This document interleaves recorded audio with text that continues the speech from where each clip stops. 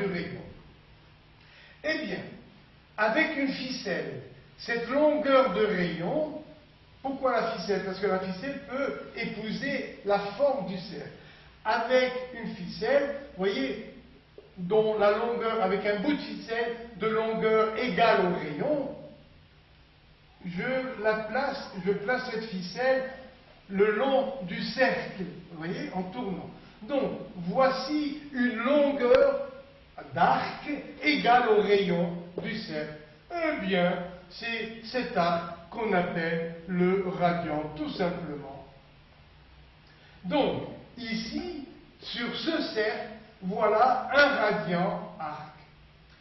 À quoi est-ce égal? C'est égal à la longueur du rayon. Donc, je peux dire un radian égale un rayon sur un cercle donné.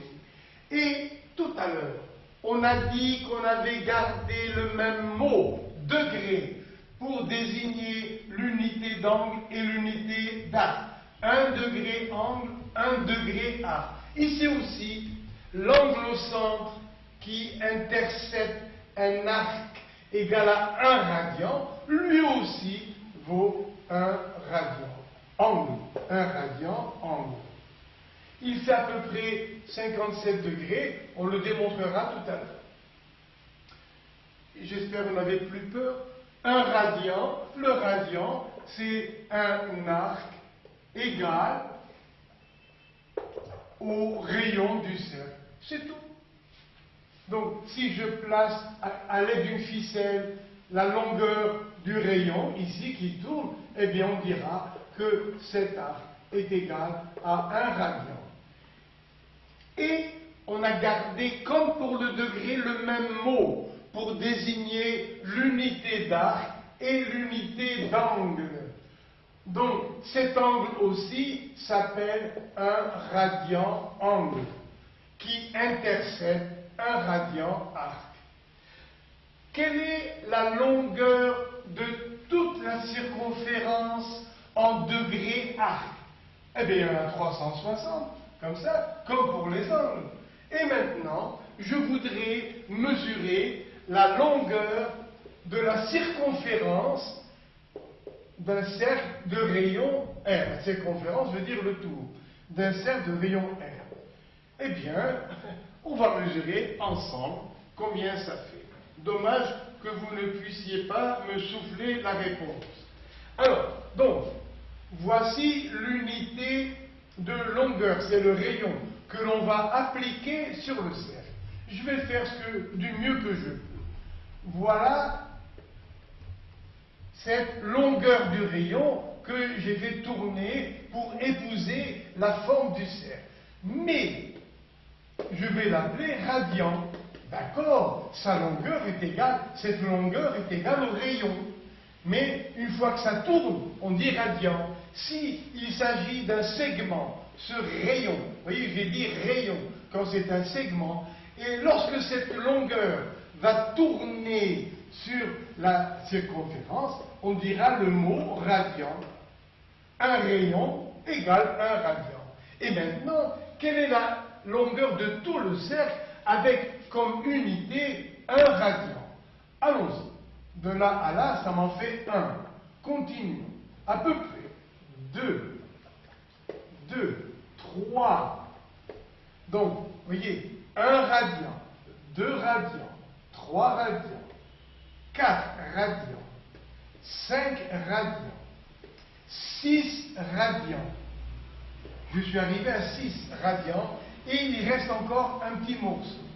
Donc, la longueur de la circonférence mesurée en radians, entendez radian, rayon, mesurée en radians vaut 6, parce qu'il manque encore un petit bout, 6,28 radians, c'est-à-dire rayon.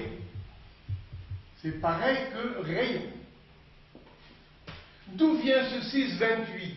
Eh bien, la longueur de toute la circonférence, bien sûr en degrés c'est 360, et en radians ça fait 6,28, c'est-à-dire 2 fois 3,14, le fameux nombre pi dont les décimales ne finissent jamais.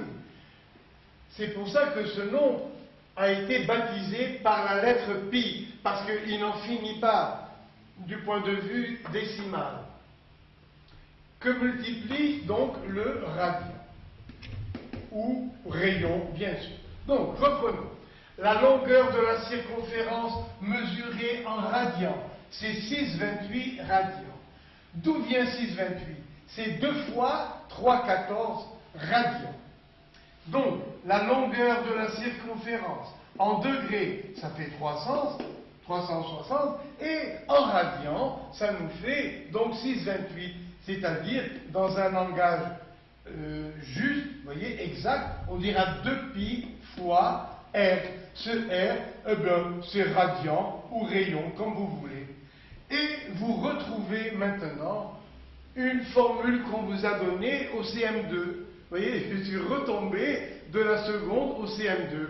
La longueur du cercle, la longueur c'est la circonférence du cercle, est égale en degrés à 360 et en radians, eh bien ça fait 2πr quand on veut la valeur exacte. Et si on veut la valeur approchée, les 360 degrés de la longueur de la circonférence, c'est à peu près 6,28 radians, ou rayons. Mais quand il tourne, on dit radian. Donc, à quoi est égal un radian? Eh bien, 360 degrés valent 6,28 radians. Donc, un radian, mesuré en degrés, ça fait à peu près 360 degrés divisé par 6,28. Pourquoi je dis à peu près? Parce que le nombre pi, je vous dis, a une infinité de décimales, on n'aura jamais la valeur exacte. Eh bien, il est bon de savoir quand même une valeur approchée, c'est 57 degrés. Alors, je veux que vous compreniez à merveille. Voici le rayon du cercle. Voilà. Lorsque, à l'aide d'une ficelle, on fait tourner la longueur égale au rayon autour de ce cercle, voilà la longueur égale au rayon, l'arc, lui, s'appelle radian. Tout simplement. Si c'est un segment, on dit rayon. Si c'est un arc de ce cercle, on dira radian. Et si je trace maintenant l'angle au centre, eh bien, lui aussi s'appelle radian. C'est le même mot, radian, qu'on a gardé pour l'angle au centre et pour l'arc, comme on a fait tout à l'heure pour le degré. Et en degrés, ça fait combien? En degrés, ça fait environ 57 degrés. Donc ici aussi, bien sûr, en degrés d'arc, j'aurai à peu près 57 degrés arc. Donc ici, l'angle au centre égale à 1 radian. C'est l'angle au centre qui intercepte un arc égal à 1 rayon en longueur. Et l'angle au centre de 1 radian intercepte un arc égal à 1 rayon. En degrés, ça fait à peu près 57 degrés. Quelle est la mesure de toute la circonférence, non pas en degrés, parce qu'en degrés, vous le savez, c'est 360 degrés. En radian, eh bien, la longueur de toute la circonférence égale, je m'en souviens plus, on recommence, ça fait 1 radian, 2 radians, 3 radians, 4 radians, 5 radians, 6 radians, et encore un petit cadeau à la fin. Donc, la longueur de la circonférence en degrés d'arc, c'est 360 degrés, et en radians, ça fait 6,28 R radian. Comme il tourne, on va dire le mot radian. Donc, 1 radian en degrés, ça fait 360 degrés divisé par 6,28. Et on trouve à peu près 57 degrés. Et comme pour les degrés, vous avez le radian angle et le radian arc. Combien valent-ils en degrés? Le radian angle vaut 57 degrés angle, le radian arc vaut 57 degrés arc. Donc, quelle est la longueur de l'arc AM? Eh bien, AM vaut 2 radians. Quelle est la longueur de l'arc AP? Parce que l'origine A des arcs, c'est toujours le point situé sur le rayon horizontal. Alors, quelle est la longueur de cet arc AP? Si mon point P est ici, eh bien, je dirais l'arc AP vaut 3 radians. Quelle est la longueur de l'arc AS? 4 radians. Quelle est la longueur de l'arc AT? 5 radians. 6 radians jusqu'ici et 6,28 pour boucler toute la circonférence. Regardez-moi, je vous en prie dans les yeux, avez-vous compris ce que c'est que 1 radian? Eh bien, pour vous amuser, demandez aux élèves de première et de terminale, surtout ceux que vous détestez, je vous en prie, dès demain, demandez-leur ce que c'est que 1 radian. Qu'allez-vous voir? Vous allez les voir tirer la langue. Et certains vont me dire, le radian n'a pas d'unité, une phrase qui n'a aucun sens. Alors, s'il s'agit du radian angle, c'est l'angle qui intercepte un arc égal à un rayon du cercle. S'il s'agit de l'arc 1 radian, c'est un arc dont la longueur est égale au rayon. 1 radian égale 1 rayon. Mesuré en degrés, ça fait à peu près 57 degrés. Pourquoi à peu près? Parce qu'il y a ce nombre pi, c'est un poison, c'est un nombre irrationnel dont la partie décimale est infinie. Voilà. Maintenant, continuons. Nous avons à traiter un problème de trigonométrie sur un cercle ionométrique. Donc, pour simplifier les calculs, on va prendre le rayon comme unité de longueur. Waouh! Donc on va dire R égale 1. Ça veut dire que, en trigo, on commence sur un dessin et on finit notre travail sur le même dessin. Donc autant se faciliter le travail en choisissant comme unité de longueur, non pas le centimètre, non pas le décimètre, mais le mieux est de choisir la longueur du rayon comme unité de longueur. Vous, sur votre cahier, vous allez tracer ce cercle et vous direz voilà l'unité de longueur sur ce cercle. Moi au tableau, voilà ce que j'ai tracé et cette longueur est la longueur unité. Partout. Donc, si j'appelle C ce point, au milieu, à quoi est égale cette longueur? Eh bien, 1,5. Parce que 1, c'est tout le rayon. Si je coupe en 2, ça fait 1,5. Donc, vous voyez que tout va être facilité. Maintenant, quelle est la mesure algébrique d'un arc?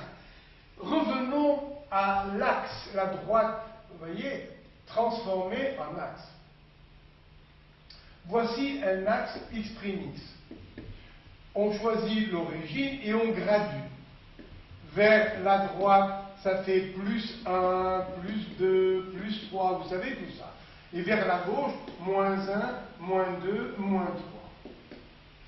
Et pour placer un point M, on dira OM avec un trait dessus égale plus 3. Que veut dire le trait par-dessus? Ça veut dire, attention, on va donner une abscisse soit positive, soit négative. Par exemple, pour ce point P qui est ici, voilà le point P. J'aurai OP égale moins 2. C'est le déplacement depuis l'origine jusqu'au point. Et avant de commencer à travailler, bien sûr, on a choisi un sens positif de mouvement. Si ce mouvement à partir de haut se fait vers la droite, la mesure est positive. Si le mouvement se fait vers la gauche, la mesure est négative. Eh bien, c'est pareil pour mesurer les arcs sur un cercle trigonométrique.